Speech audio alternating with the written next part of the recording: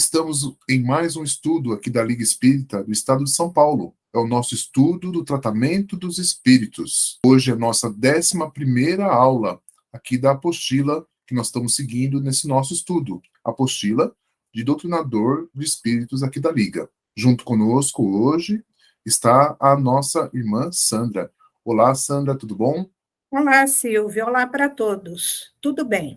Então, possamos, a partir desse instante, elevar nosso pensamento a Deus, nosso Pai, a Jesus, nosso Mestre, e em prece, agradecendo pelo que nós já estamos recebendo, agradecendo pelo amparo e assistência dos irmãos mentores espirituais, que sempre nos acompanham e nos orientam, possamos juntos formularmos a prece que o Mestre Jesus nos ensinou. Pai nosso, que estais nos céus, santificado seja o vosso nome. Venha a nós o vosso reino, e seja feita a vossa vontade, assim na terra como no céu.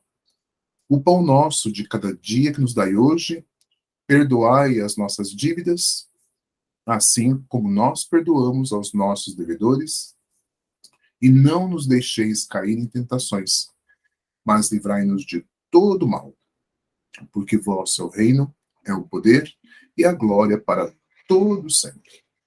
Graças a Deus. Graças a Deus. Graças a Deus. Assim, em nome de Deus, nosso Pai, e em nome de Jesus, nosso Mestre, nós declaramos por iniciado o nosso estudo de hoje, pedindo a Deus e a Jesus que nos amparem e nos protejam. 11ª aula. Procedimentos aconselháveis a serem adotados pelo doutrinador. Um doutrinador não se forja, não se fabrica de um dia para outro. Há necessidade de um burilamento interno, passando primeiramente pela vida diária e, em seguida, no trato com os espíritos. Na vida diária, o doutrinador não é doutrinador somente durante a sessão mediúnica, conversando com os espíritos. Para ser doutrinador, não é necessário grande coisa. Entretanto, este doutrinador não pode não ser confiável. E, com o tempo, percebendo que não reúne condições, se tiver bom senso, abandonará a doutrinação, antes de ser acometido com alguma doença ou intensa perturbação. Para ser doutrinador, é necessário desenvolver condições, modificando profundamente a sua vida. Ele é discípulo de perto, que o irmão X indica no livro Pontos e Contos, psicografado por Francisco Cândido Xavier, crônica número 10. Além de conhecimento e moralidade, que precisa desenvolver o tempo todo, durante toda a sua encarnação, como referido neste curso e em outros da Liga Espírita do Estado de São Paulo. O doutrinador não pode ser como um sepulcro caiado, que Jesus afirmou. Ai de vós, escribas e fariseus, hipócritas, porque sois semelhante aos sepulcros caiados, que por fora se mostram belos, mas interiormente estão cheios de ossos de mortos e de toda a imundícia. Assim também vós, exteriormente pareceis justo aos homens, mas por dentro estáis cheios de hipocrisias e iniquidade. Conselho: não pode ter duas vidas, uma interior e outra exterior. Deverá se esforçar para ter somente uma vida exteriorizável, que poderá ser observada por todos, sem reservas, expondo o seu interior. Então, o seu interior e o exterior serão uma única vida. É uma condição difícil de ser atingida, mas deverá esforçar para isso. Não é impossível, poderá ser atingido ao longo do tempo.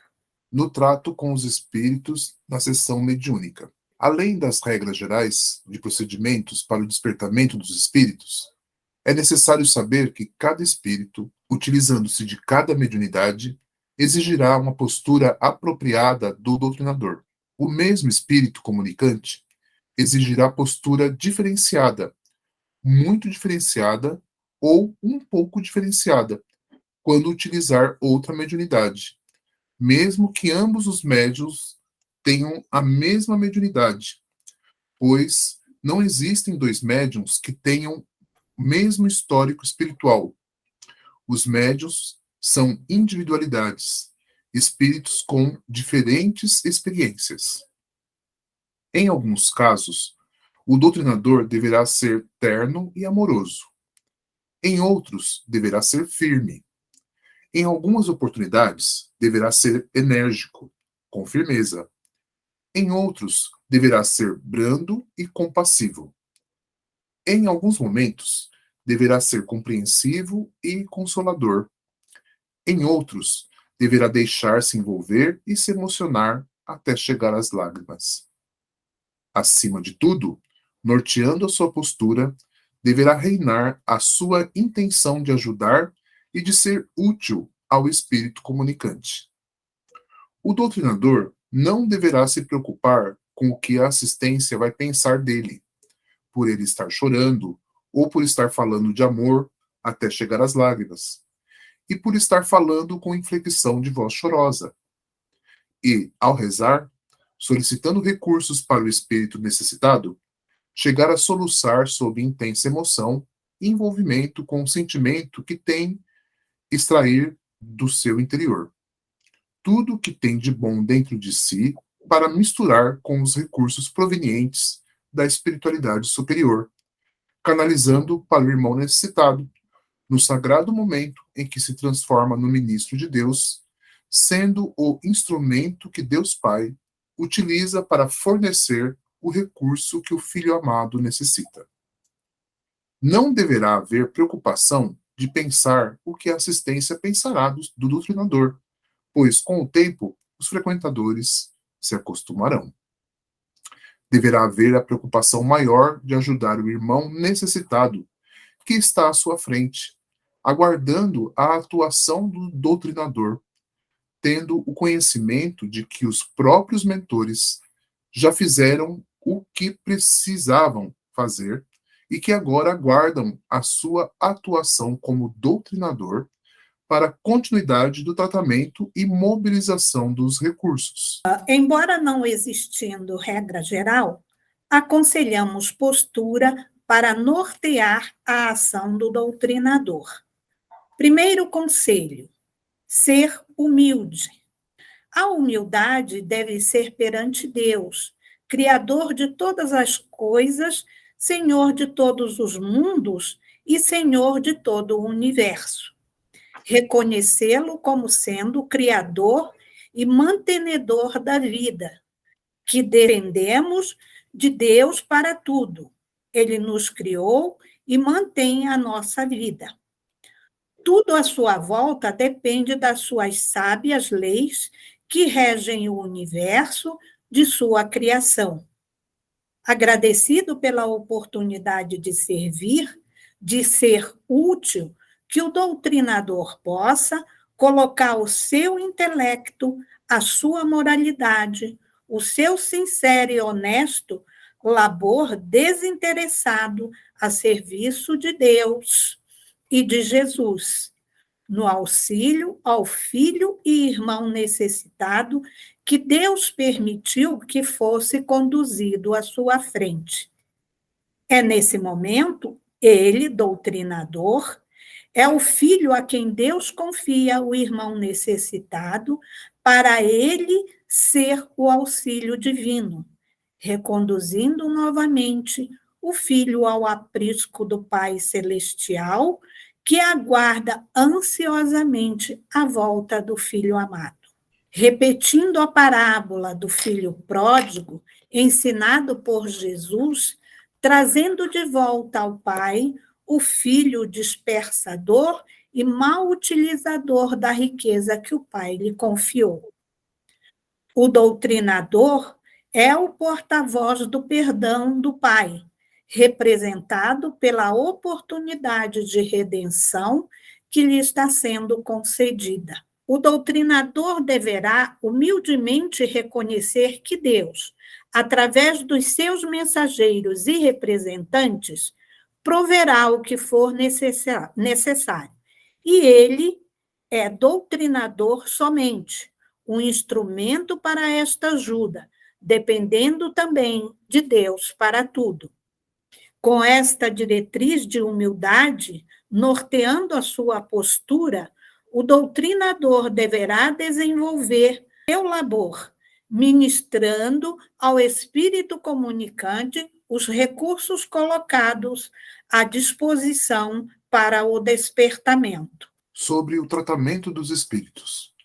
Para um eficiente tratamento do espírito, o doutrinador deverá procurar receber informações de que tipo é o espírito que está na sua frente, aguardando a sua palavra. Evidentemente, mesmo sem saber que espírito é, o doutrinador poderá proceder ao tratamento. Porém, ressaltamos que o tratamento será mais difícil e o doutrinador não terá certeza que o espírito foi plenamente auxiliado, dentro do que lhe competia fazer. Resta ainda a questão de saber se foi ou não enganado pelo espírito. Sabendo que tipo de espírito está sendo tratado, essas dificuldades são facilmente superadas, além de poder ser mais objetivo no tratamento. Como o doutrinador vai saber que tipo de espírito está na sua frente? Através de algumas maneiras. A. Pela vidência. B. Pela informação do médium vidente. C. Por mecanismo da própria mediunidade. D. Pelo diálogo com os espíritos, combinado com a movimentação de fluidos e outras maneiras. Não basta somente saber que tem espírito na sua frente. Os espíritos não são iguais. Se possível, precisa se esforçar para identificar que tipo de espírito é.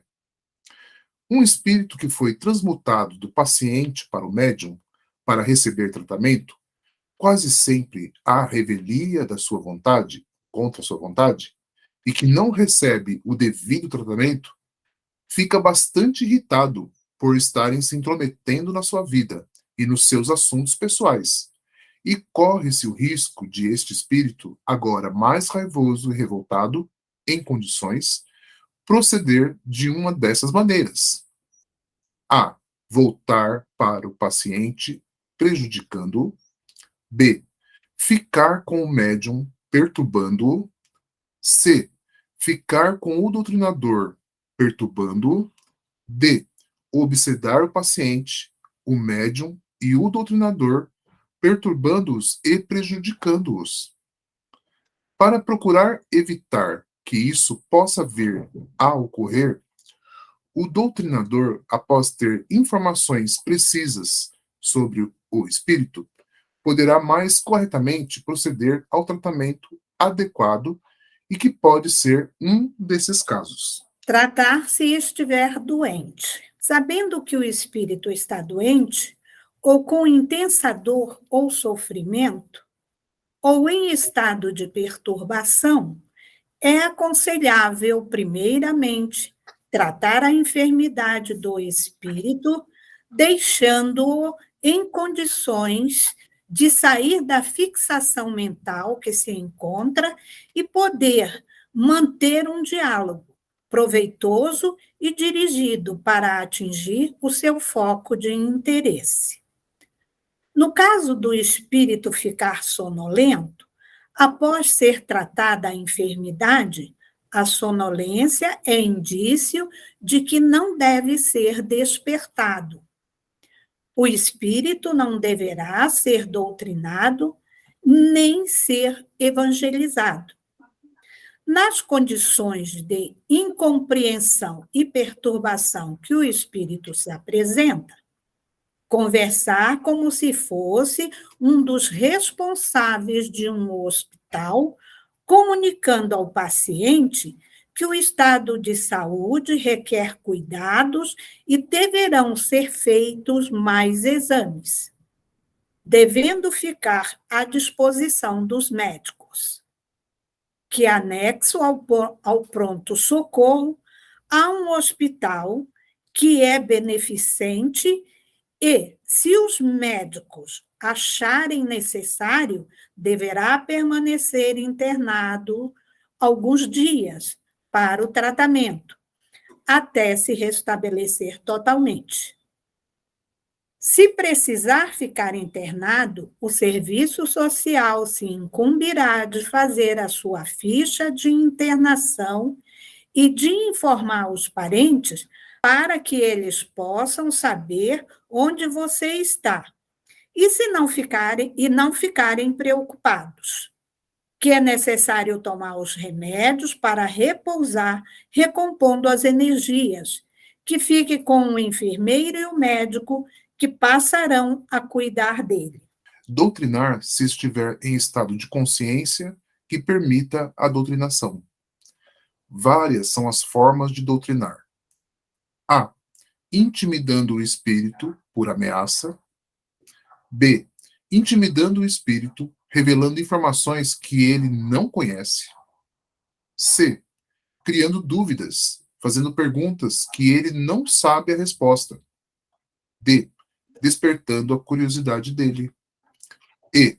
Concordando com o espírito sobre a sua forma de pensar para adquirir a sua confiança e depois começar a passar informações sobre o seu estado. F. Prestando informações. G. Utilizando técnicas e recursos disponíveis e já conhecidos. H. Outras maneiras. A doutrinação é um diálogo em que o doutrinador emprega no tom de voz energia, brandura ou ternura, de conformidade com o momento e necessidade da conversa.